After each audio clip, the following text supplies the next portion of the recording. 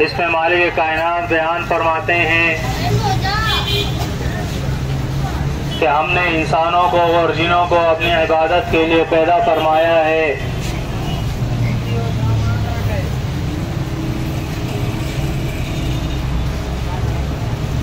اس دنیا کے اندر اللہ نے ہماری ہدایت اور رہنمائی کے لیے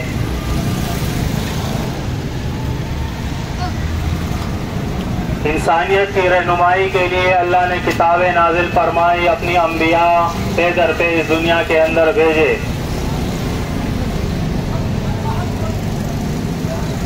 تاکہ انسان جو اللہ کے احکامات سے غافل ہو گیا ہے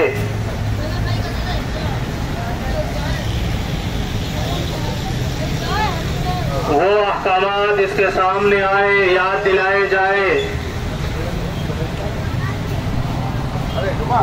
کہ تمہارا رب وہ کیا چاہتا ہے تم سے. وہ رب جس نے تمہارے لیے آسمان بنائے، یہ زمین بنائی، وہ خالق کائنات جس نے تمہارے وجود کو بنایا بہترین طریقے سے،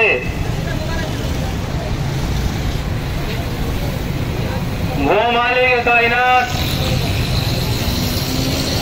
جس نے اس دنیا کے اندر ہر چیز کو تمہارے لیے مسخر کیا. یہ چرند پرند، یہ جانور، یہ اللہ ہوائیں چلا رہا ہے صرف تمہارے فائدے کے لیے. آسمان سے بارش برساتا ہے، اس بارش کے ذریعے سے زمین سے فصلیں نکالتا ہے. اس میں اس مالک کائنات کا کوئی فائدہ نہیں ہے، بلکہ یہ تمام چیزیں اس رب نے صرف اور صرف تمہارے لیے تخلیق کی ہے. اور ان ساری چیزوں کو تخلیق کرنے کے بعد اس مالک کائنات نے یہ مطالبہ کیا سورہ البقرہ کے اندر کہ فَلَا تَجْعَلُوا لِلَّهِ أَنْدَادًا، کہ دیکھو یہ آسمان اللہ نے بنایا، یہ زمین اللہ نے بنائی، تمہیں اللہ نے پیدا کیا، اللہ نے رزق کا بندوبست تمہارے لیے کیا، موت اور زندگی وہ رب تمہیں دیتا ہے. اس کا مطالبہ یہ ہے کہ اس کے ساتھ تم کسی چیز کو شریک نہ ٹھہراؤ. اس رب کے ساتھ تم کسی چیز کو بھی شریک نہ ٹھہراؤ. لیکن ہر دور کے اندر اس انسان نے اس احکامات کو بلا بیٹا، یہ اس بات کو بلا بیٹا کہ اس کا رب وہ ہے کہ اس کے ساتھ کوئی شریک نہیں ہے. میرے بھائیوں،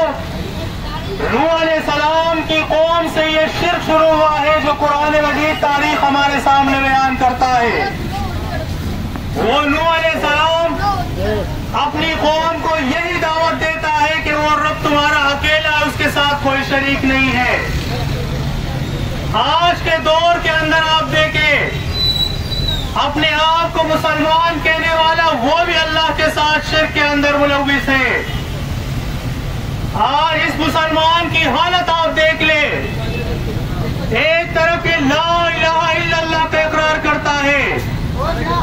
دوسری طرف اس کے گلے کے اندر آپ کو تعویذ لٹکا ہوا نظر آئے گا. ایک طرف یہ لا الہ الا اللہ کا اقرار کرتا ہے، اس رب کی وحدانیت کا یہ اقرار کرتا ہے، لیکن اس کلمے کو نہ سمجھنے کی وجہ سے آج اس مسلمان کا عقیدہ گائے کے سینگ پر بنا ہوا ہے، آج اس کا عقیدہ گھوڑے کے نال پر بنا ہوا ہے، آج اس نے گندا جوتا اپنی گاڑی کے نیچے لٹکایا ہوا ہے، اس پر اس نے عقیدہ بنایا ہوا ہے. آج اس نے اپنے گھر پہ گائے کا سینگ لگایا ہوا ہے، اس پر اس کا عقیدہ ہے. کالی ہانڈی اس نے گھر پہ لگائی ہوئی، اس پر اس کا عقیدہ بنا ہوا ہے. میرے بھائیوں، اس دور کے اندر جب نوح علیہ السلام اس دنیا کے وہ یہی کہتے تھے، ان کے تو صرف 5 الہ تھے۔ سورۃ نوح کے اندر اللہ نے اس کی وضاحت کی ہے کہ انہوں نے 5 الہ بنائے تھے، 5، اس کی وہ عبادت کیا کرتے تھے۔ لیکن آج کے اس مسلمان کا حال آپ دیکھیں کہ اس مسلمان کا عقیدہ وہ اللہ کو چھوڑ کر ہر چیز پر بن گیا ہے۔ یہ کبھی درگاہوں پہ جاتا ہے، کبھی یا علی مدد اور یا رسول مدد کے نعرے لگاتا ہے، کیا کبھی عبد القادر جیلانی مدد کے نعرے لگاتا ہے، کبھی کسی پیر کو پکارتا ہے، کبھی کسی ملم کو پکارتا ہے، کبھی کسی درگاہ پر یہ سجدہ ریز ہوتا ہے۔ میرے بھائیو، یہ مسلمان کا عقیدہ تو نہیں ہو سکتا ہے۔ مسلمان کا عقیدہ تو یہ ہے، ایک مسلم اور مومن کا عقیدہ تو یہ ہے کہ وہ اللہ کے ساتھ اس کے اختیارات کے اندر، اس کے احکامات کے اندر، اس کی صفات کے اندر، اس کے حقوق کے اندر اس اللہ کے ساتھ وہ کسی کو بھی شریک نہ ٹھہرائے۔ وہ اپنا یہ عقیدہ بنائے کہ اللہ کی ذات، اس کے صفات، اس کے حقوق، اس کے اختیارات کے اندر اس رب کے ساتھ نبی بھی شریک نہیں ہے، اس رب کے ساتھ ولی بھی شریک نہیں ہے، اس رب کے ساتھ ملنگ بھی شریک نہیں ہے، اس رب کے ساتھ اس قبروں کے اندر مدفون یہ مردے بھی شریک نہیں ہے، اس کے ساتھ ایک کالا جھنڈا، یہ داغے، یہ چلم کا پانی، یہ گائے کا سینگ، یہ کالے پیلے جھنڈے، یہ زندے اور یہ مردے، یہ آسمان کے ملائک، اللہ کے ساتھ کوئی بھی شریک نہیں ہے۔ یہ وہ عقیدہ ہے میرے بھائیوں جو اللہ کے رسول صلی اللہ علیہ وسلم صفا پہاڑی پر چڑھ کر اسے عقیدہ ہمیں دیا تھا۔ یا ایھا الناس قولوا لا الہ الا اللہ تفلحوا، لوگوں اس بات کا اقرار کر لو کہ اللہ کے علاوہ کوئی الہ نہیں۔ یہ 360 بت جو تم نے سجائے ہیں خانہ کعبہ کے اندر، یہ کچھ نہیں کر سکتے ہیں۔ ابراہیم علیہ السلام وہ اللہ کے ساتھ شریک نہیں، اسماعیل علیہ السلام اللہ کے ساتھ شریک نہیں، عیسیٰ علیہ السلام اللہ کے ساتھ شریک نہیں، عزیر علیہ السلام اللہ کے ساتھ شریک نہیں، بی بی مریم اللہ کے ساتھ شریک نہیں، یا آسمان کے ملائک اللہ کے ساتھ شریک نہیں۔ یہی وہ دعوت تھی جو اللہ کے رسول صلی اللہ علیہ وسلم اس دنیا کے اندر پھیلا کے گئے تھے۔ لیکن آج ہم اس اپنے آپ کو امت محمدیہ کہتے ہیں کہ ہم محمد علیہ السلام کے ماننے والے ہیں، اس کی امت میں سے ہیں، اس کے طریقے کو اپناتے ہیں، اس کا کلمہ پڑھتے ہیں لا الہ الا اللہ محمد رسول اللہ، لیکن اس کی تعلیمات کو آج ہم بھول گئے ہیں، اس کی تعلیمات کو ہم بھول گئے ہیں کہ وہ اس دنیا کے اندر اس کفر اور شرک کو ختم کر کے گئے تھے، ان بدعات اور رسومات کو ختم کر کے گئے تھے۔ لیکن آج یہ مسلمان اس کے عقیدے کے اندر جو دوبارہ سے شرک آ گیا۔ میرے بھائیوں، سب سے پہلے ہمیں اپنے عقیدے کی اصلاح کرنی ہوگی، ورنہ اس عقیدے کے اندر اگر ہمیں موت آ گئی کہ اللہ کے ساتھ کبھی ہم مردوں کو شریک کر رہے ہیں، کبھی ہم گائے کا سینگ شریک کر رہے ہیں، کبھی گھوڑے کا نال شریک کر رہے ہیں، کبھی انبیاء کو شریک کر رہے ہیں، کبھی اولیاء کو شریک کر رہے ہیں، کبھی کالے پیلے جھنڈوں کو شریک کر رہے ہیں، کبھی یا علی مدد اور یا رسول مدد کے نعرے لگا رہے ہیں، تو پھر اس بات کو آپ سن لیں، جیسے دوسرے قوم کو اللہ نے تباہ و برباد کیا، جیسے مشرکین مکہ کو اللہ نے ذلیل کیا، جیسے یہود اور نصارہ کو اللہ نے ذلیل کیا، آج اللہ اس بات پر قادر ہے کہ اس شرک کے اندر ملوث ہونے کے بعد وہ آج ہمیں بھی ذلیل اور خوار کرے۔ اور آج آپ دیکھ لیں اس دنیا کی حالت، جہاں جہاں مسلمان آباد ہے اس دنیا کے اندر وہ ذلیل اور خوار ہو رہا ہے۔ یہ میرے رب کا ارشاد ہے، قل اے پیغمبر اس دنیا کے اندر آپ اعلان کر دیجئے والقادر علی ان یبعث علیکم عذابا من فوقکم او من تحت ارجلکم او یلبسکم شیعا ویذیق بعضکم بأس بعض۔ اللہ فرماتا ہے کہ وہ اس بات پر قادر ہے کہ تمہارے اوپر سے آسمان سے وہ تم پر اپنا عذاب نازل کرے، تمہارے نیچے سے تم پر عذاب نکالے، وہ تمہیں آپس میں فرقے فرقے بنا کر تمہیں آپس میں لڑوا کے تمہیں اپنا عذاب کا مزہ چکھائے۔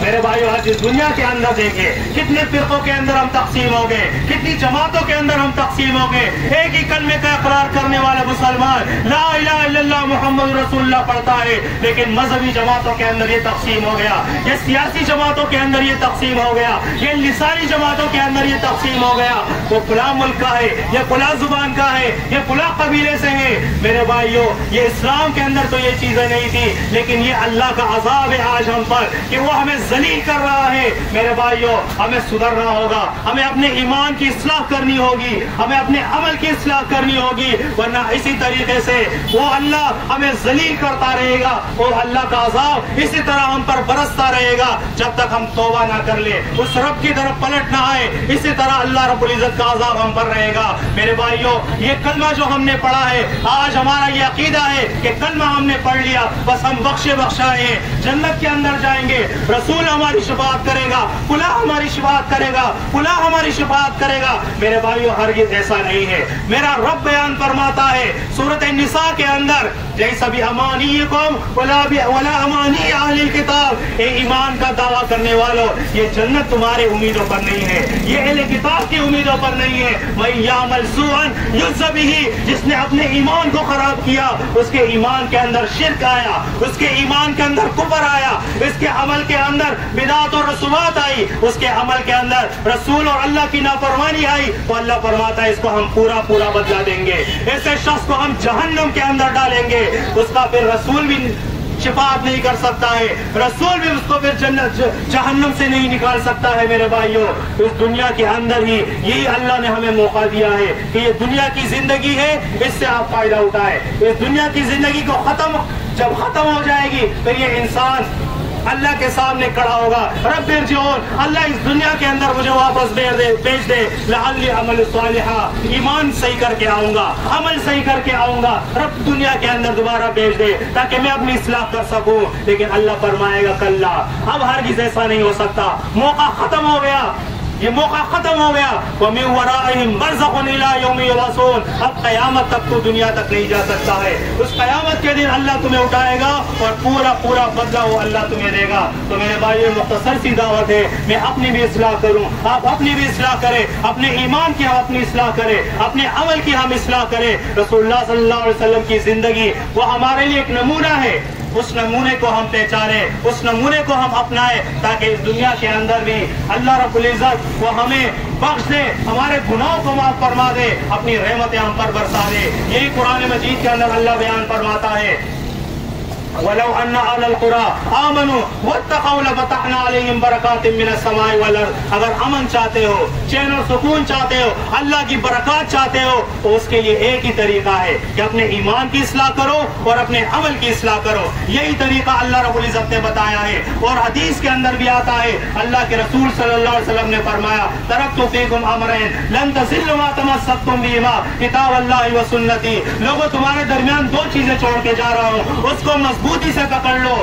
تم کبھی بھی گمراہ نہیں ہوگے، ایک اللہ کی کتاب اور دوسرا رسول اللہ صلی اللہ علیہ وسلم کی سنت، تو اسی میں ہماری نجات ہے۔ اللہ رب العزت سے دعا ہے کہ وہ دنیا کے اندر بھی اور آخرت کے اندر بھی ہمیں اپنے عذاب سے بچائے اور آخرت کے اندر بھی ہمیں اپنے عذاب سے بچائے۔ اقول قولی ھذا استغفر اللہ لی ولکم ولسائر المسلمین۔ انشاءاللہ مغرب کی صلاۃ کے بعد اسی مسجد توحید میں درس قرآن ہوگا۔ درس قرآن کے بعد اگر آپ کا کوئی اشکال ہو، کوئی سوال ہو تو کیجئے، انشاءاللہ قرآن و سنت سے آپ کو جواب دیا جائے۔